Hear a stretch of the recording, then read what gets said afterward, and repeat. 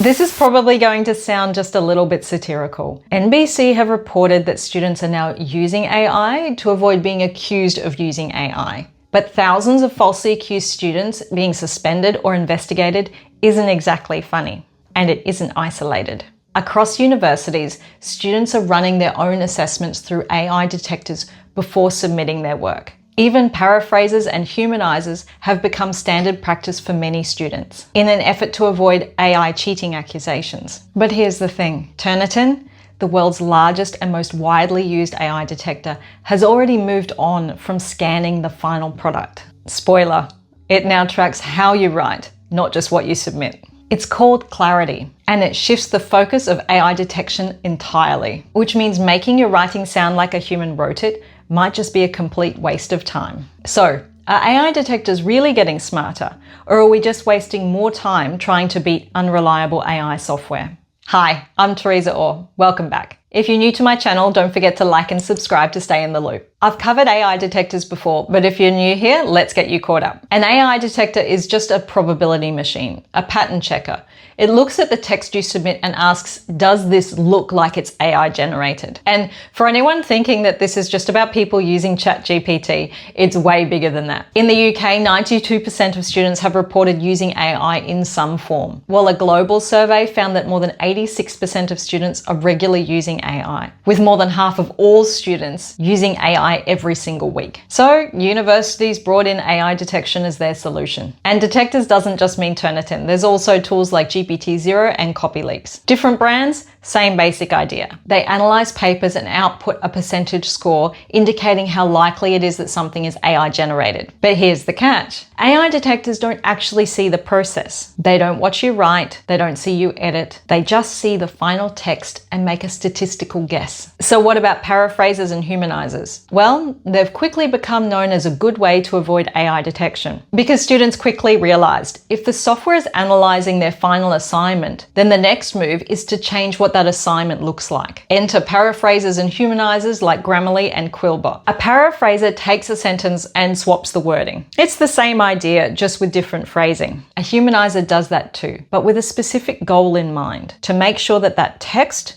doesn't look AI generated. Shorter sentence here, longer sentence there. It changes the rhythm, the structure, and the wording. This isn't just about using AI to write. It's an entire ecosystem of tools built around one thing, to produce text that passes AI detection. So, students are adapting, universities are adapting, and so are the AI tools. Back in 2023, Turnitin had reviewed more than 65 million papers and reported that around 3% of them had more than 80% AI-generated text. This year, that number jumped to around 15%. In part due to the use of humanizers. But here's where it gets messy. Humanizers don't prove that your work is human written. They just change the pattern. Sometimes that lowers the AI detector score. Sometimes it raises it. Sometimes it creates weird phrasing that doesn't sound like you. So your assignment looks off, even to a human marking your work. And now you've got a new problem. You're not trying to do a good assignment anymore. You're trying to do an assignment that satisfies an algorithm. So students run their work through AI detectors before submission. Then they rewrite it, they humanize it, and then check again. And for some students, this becomes a loop, not because they're trying to cheat, but because they're trying to avoid being falsely accused of using AI. So what do you do if you're a student who just wants to submit an assignment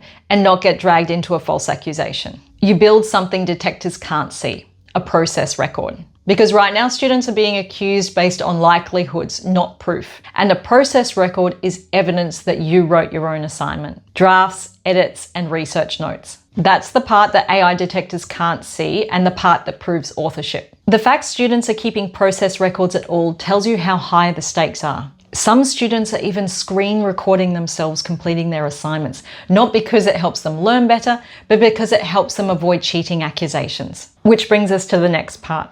Because Turnitin's answer isn't to scan harder, it's clarity. Last year, we explored AI detectors as a final draft scoring system. You submit an assignment, it scans it and gives you a score. But the Turnitin Clarity add-on is a complete workspace. Instead of writing your assignments in Word or Google Docs and then submitting it at the end, you could now be asked to write inside a Clarity Workspace, like a built-in document editor attached to your assignment. You'll open the task, see the instructions, and then draft inside that space. And while you're writing, Clarity is tracking that progress. From ideation to final submission, that development is visible to your teacher as proof of process. So what does process actually mean here? It means your teacher can see things like a revision timeline, a version history, and even a playback of how your document evolved. It also has indicators for when you paste text instead of typing it. And depending on what your teacher enables, Clarity also has a suite of inbuilt AI tools, from AI chat to grammar and spell checks, and your teacher can see all of it.